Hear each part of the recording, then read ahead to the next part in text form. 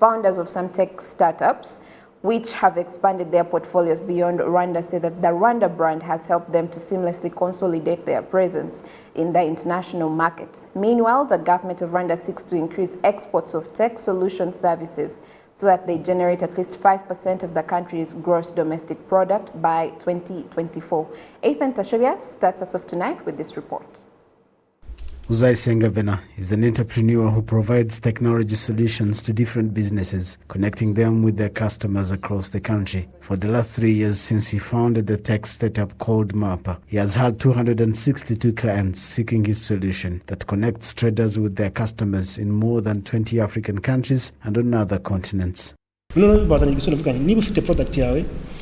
Once you have your product ready and can read and write, just like how you log into Facebook, why can't you open an online portal where you can interact with your clients without having to deal with the middlemen? Even though the online business is still small in Africa, it is steadily growing.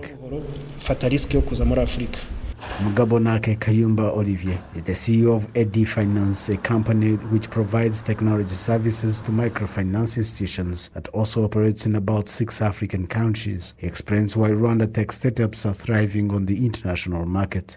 You cannot be preferred to the local companies if they have the similar capacities.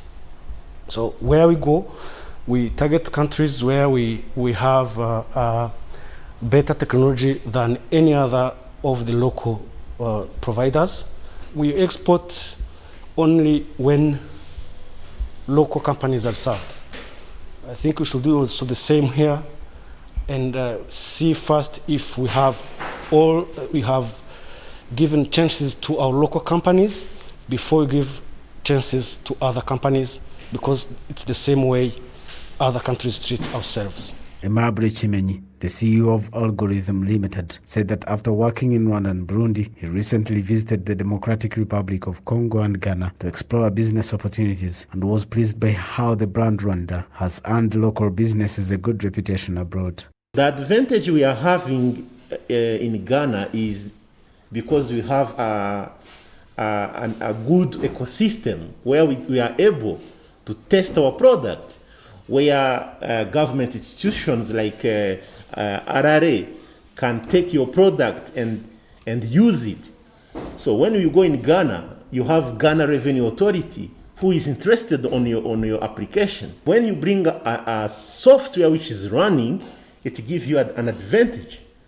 Now we have to see how to put together all what we have, like Rwanda, RDB, embassies.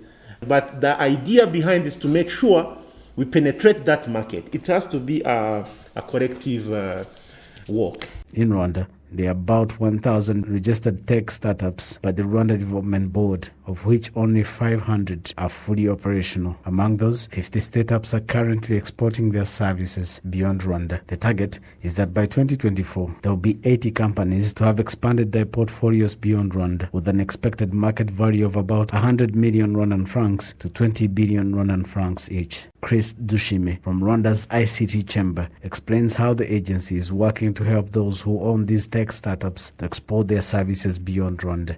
The ICT Chamber, what we are doing to facilitate this kind of initiative is that we are striking strategic partnership with different countries with the support of Rwanda Cooperation Initiative and the Ministry of Foreign Affairs through economic diplomacy, where we are trying to tap into different markets and support our companies as well to explore export opportunities.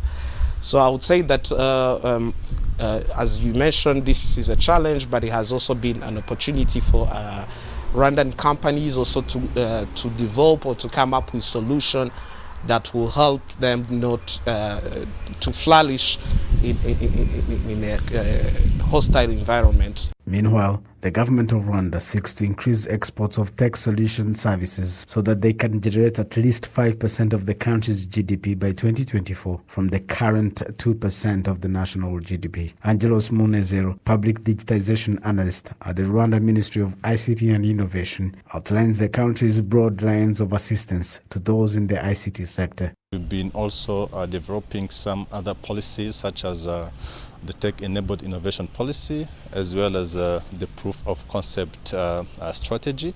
And those policies are developed to facilitate and also promote the export of ICT services. As the ministry, we're developing these policies to ensure that we facilitate the export of their solutions, and we always collaborate with different government institutions such as the Rwanda Cooperation Initiative to see how all those countries that are visiting Rwanda to learn from us, how can we then be able to export our services to those countries.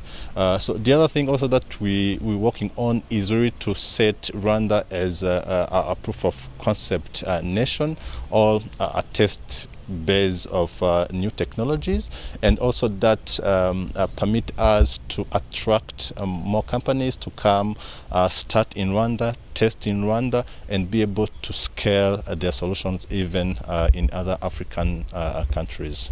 The National Institute of Statistics recently revealed that technology grew by 29% in 2020, while many other sectors were negatively affected by COVID-19 pandemic. Reporting for RTV News, Ethan Tashobia.